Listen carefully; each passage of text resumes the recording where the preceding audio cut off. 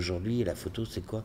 Une carte mémoire, un appareil numérique, tout le monde fait, c'est son téléphone aujourd'hui, l'appareil photo.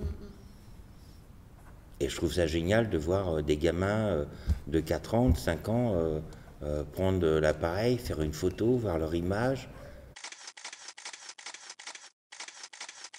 C'est une rencontre exceptionnelle dans le sens où on s'est rencontrés parce que ça devait être comme ça.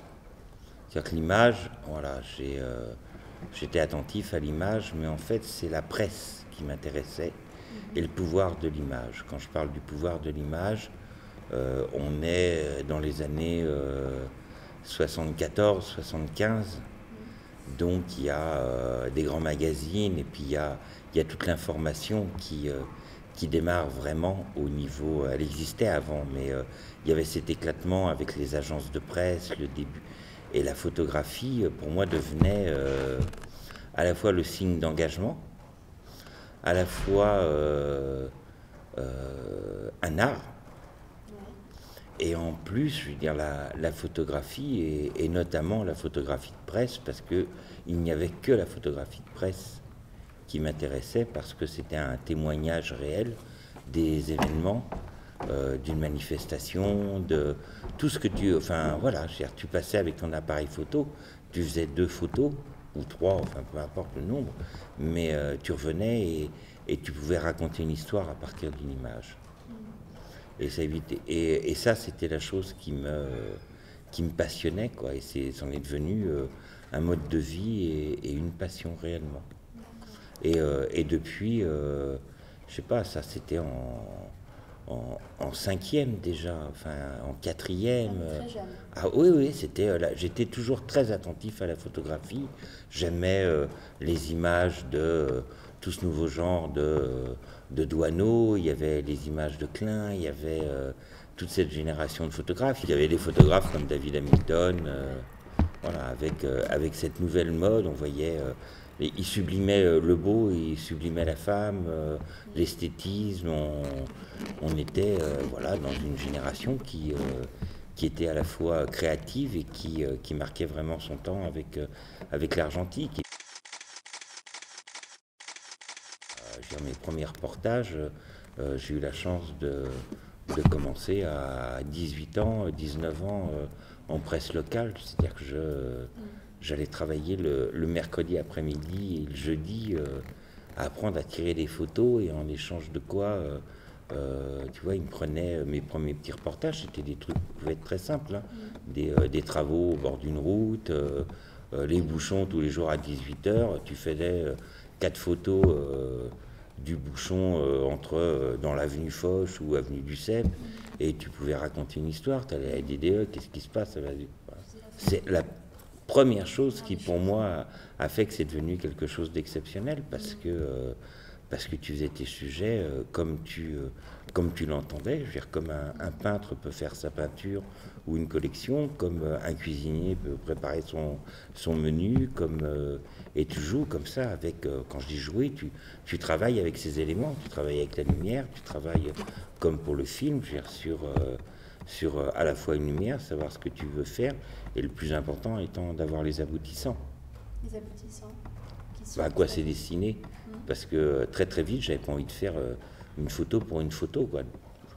Techniquement et pour apprendre, j'aimais passer un peu de temps au parc Meissonnier quand il y avait de la neige, enfin, avec les saisons, des choses, tu vois, l'automne, mais très très vite, tu dépasses ce cap de la technique, de l'esthétisme, de photos bien exposées, de belles photos de paysages. Et ce qui m'intéressait, je veux dire, c'est vrai que c'était les gens. En fait, j'ai jamais cherché quelque chose de très très précis. C'est la vie, les rencontres qui, au fur et à mesure du temps, m'ont amené à d'autres rencontres. Et voilà. C'est-à-dire que tu es libre, par exemple, de pas monter dans ta voiture. C'est clair que tu n'auras jamais d'accident de voiture. Voilà. Quand tu vas à la rencontre des gens, une première rencontre va faire que, parce que tes images plaisent, parce que il s'est passé quelque chose, pour un peu qu'il y ait de l'événement, tout dépend de l'événement. aussi. Oui, j'ai eu une grande rencontre avec Alcan. C'est un mec qui m'a... Henri Alcan, tu vois, j'ai bossé avec lui pendant plusieurs années. Enfin, j'ai fait un reportage sur lui. Et d'une façon tout à fait presque sournoise, il m'a laissé son œuvre. Enfin, tu vois, le travail, son travail, il m'a commandé, enfin, commenté.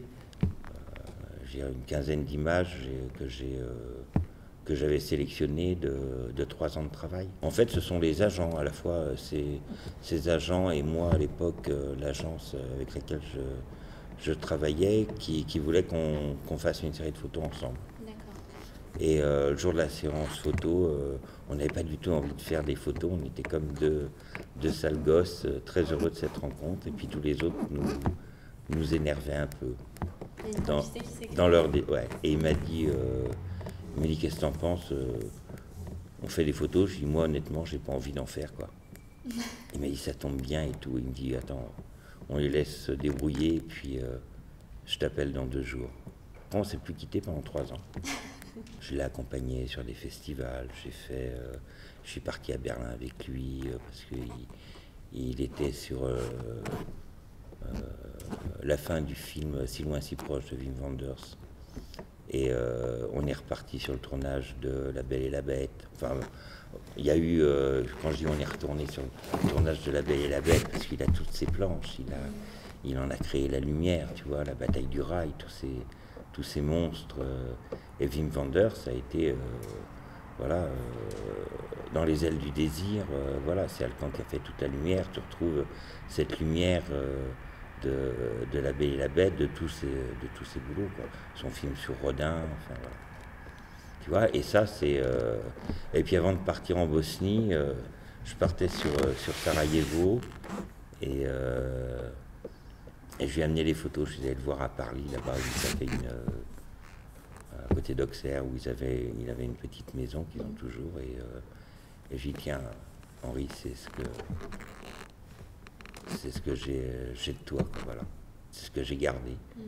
Et il me disait, mais pourquoi tu pars à la guerre et ceci et cela? Je dis, parce que c'est important.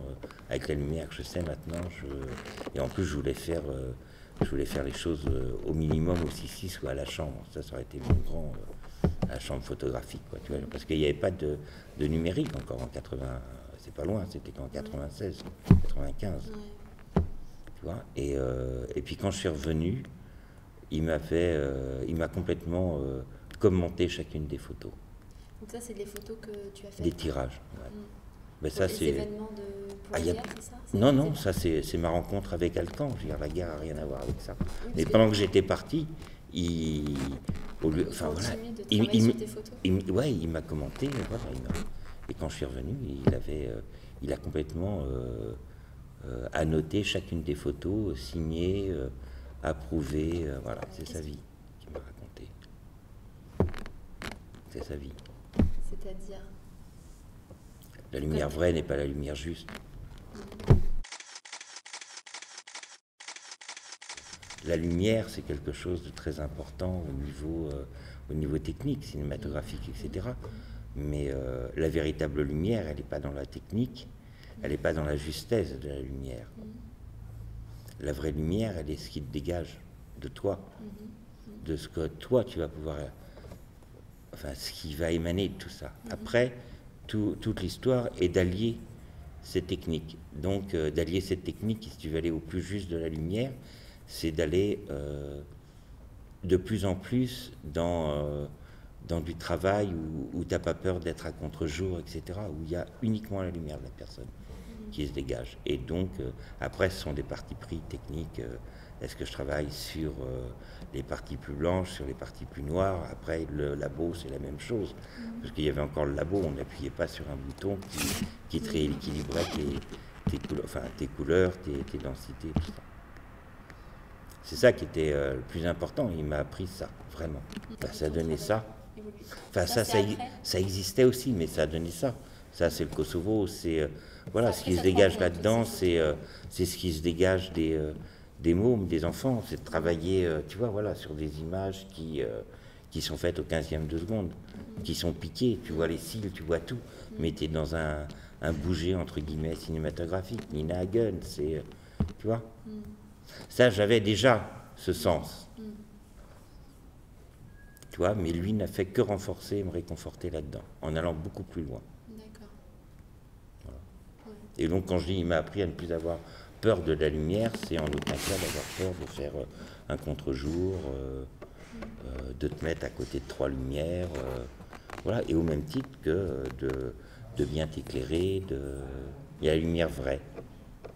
Mais la lumière vraie, elle est objective ou subjective? Tu m'as C'est la dit tout à lumière l'heure, vraie, c'est pas la lumière juste. La c'est pas lumière la lumière juste, juste, non. mais La lumière vraie, c'est la lumière subjective. comment on peut comprendre ça, la différence entre lumière vraie et lumière juste?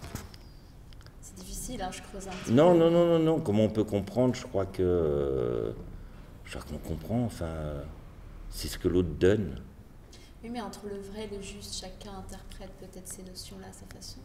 Comment toi, tu l'entends? Après, enfin, voilà, quand je tiens un discours comme ça, c'est aussi à des gens qui savent ce que c'est qu'une photo surexposée, sous-exposée, quels sont les problèmes des contre-jours, les problèmes des champs, contre-champs, d'être raccord. Tu vois, c'est vraiment... Et alors, pour ceux qui ne connaissent pas du tout, par exemple, ils la ressentent, l'image. Elle peut être très bien exposée, avec une lumière parfaitement juste, mais elle peut aussi, en plus, et elle se doit, d'être vraie. C'est-à-dire, ouais, il n'y a pas Photoshop, tu retouches pas mon petit bouton, tu vois, il y a cette beauté dans l'œil, qui se dégage naturellement. Et tu le prends chez n'importe qui, tout le monde a ça, vraiment. Merci, Bon, bah écoutez, vous voyez avec Julien, hein, pour le chèque, je sais pas comment vous avez vu avec lui, on doit vous donner combien alors?